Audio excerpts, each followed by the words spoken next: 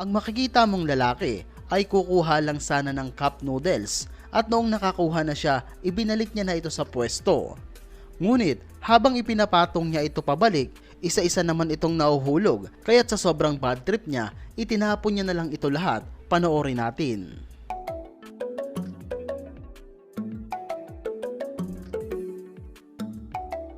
Sa video naman na ito makikita ang isang babaeng magpapagas lang sana ng kanyang sasakyan at noong isinalpak niya na ang nozzle o yung hose sa kanyang sasakyan, hindi pala ito na-shoot sa butas kaya tumagas ng tumagas ang gasolina habang ang babae ay pa-chill-chill lang.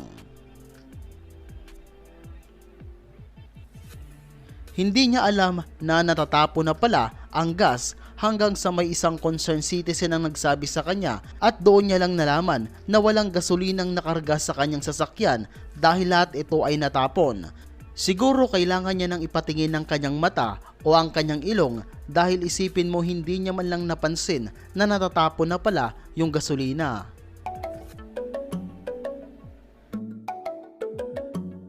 Napakasarap ng pagkakaupo ng dalawang binatilyo na ito hanggang sa maya-maya pa may dumaang isang truck at ito ay natanggalan ng gulong. Agad tumakbo yung dalawang binata at yung mga taong nakatambay sa gilid nila dahil baka tamaan sila ng ligaw na gulong. At yun nga, tumama ito sa isang lababo at buti na lang hindi napuruhan yung LPG gas dahil mas delikado ito. Sa video naman na ito makikita ang isang lalaking nagkakabit ng sampayan. Maya-maya pa, ang hagdan na kanyang tinatapakan ay biglang nahulog. Agad nagpanik ang lalaki dahil maaari siyang mahulog at mapilayan. Buti na lang, nakasigaw siya ng malakas at agad tinulungan ng mga taong nasa loob ng bahay.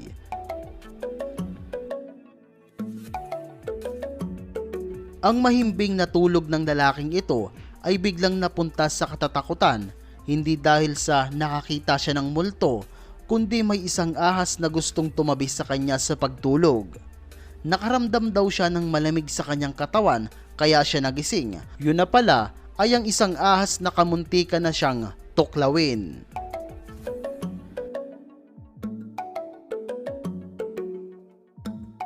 Planado na ang lahat para sa pagnanakaw na kanilang gagawin. At yun nga, nang tumigil ang babae na ito para magpunas ng kanyang sipon, biglang may isang snatcher ang huminto sa kanilang gilid. Balak silang pagnakawan nito. Ang inaakala nilang cellphone ay tissue pala na may sipon. At nung hinablot ito ng magnanakaw, natawa na lang ang magkaibigan dahil mali sila ng akala. Isa pang pagnanakaw na naganap sa isang convenience store kung saan ang lalaking nakahud ay may balak na palang masama sa lalaking nasa unahan niya. Habang sila ay nakapila, nakamasid na pala ito sa pitaka ng lalaki. Agad niya itong kinuha at paglingon niya may CCTV camera pala at imbis na kunin, ibinalik niya na lang ito sa may-ari at kinamayan pa ito at nagpasalamat. Panoorin natin.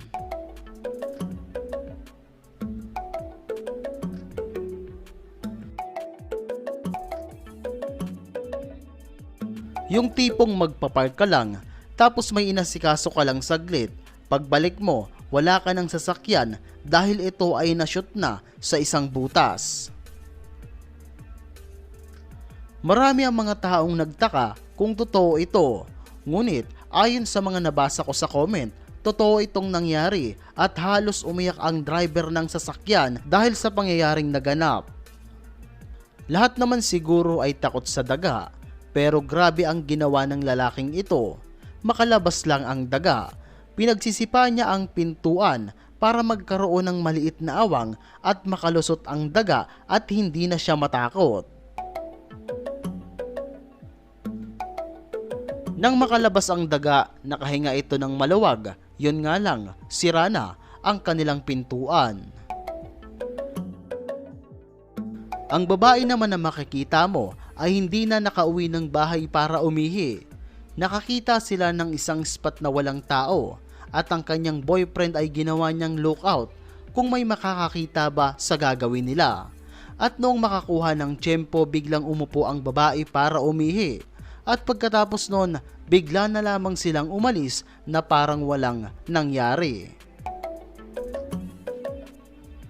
Iba ang pamamaraan ng lalaking ito sa pagnanakaw ng sasakyan. Kung sa ibang mga magnanakaw ay dadahan-dahanin ng pagbukas ng pinto para walang makakita o walang makapansin at hindi magalusan ito, etong lalaki na ito basta-basta nalang hinampas ang sasakyan. Ilang ulit niya itong ginawa hanggang sa mabasag ang salamin at doon tagumpay siyang nakapasok sa loob ng sasakyan. Yun nga lang, sira-sira na ang salamin nito. Kung usapang pagnanakaw lang ay napaka-basic lang kay nanay. Kahit siguro isang case pa yan ng Red Horse ay yakang-yaka niyang dalhin nang hindi nalalaman. Isipin mo yun kapatid, paano niya ito naiipit sa kanyang paa na hindi nalalaglag? Grabe, napakahusay naman ito. O ito isa pa, kung kanina sasakyan, ngayon motor naman at pinasok niya talaga ito sa loob ng bahay.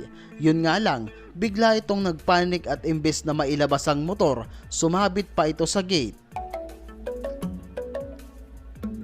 Kaya't ayun, muntik pa siyang mapalo ng pala sa ulo.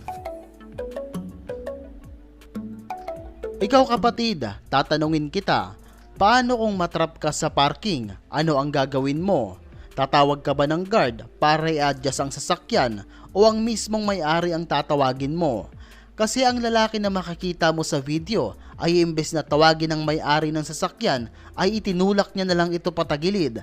Grabe, napakalakas naman ng taong ito, panoorin natin. So bago tayo magtapos mga kapatid, may ipapakita pa akong isang video at kapag nagustuhan mo, mag-iiwan na lang ako ng link sa description para mapanood mo ng buo.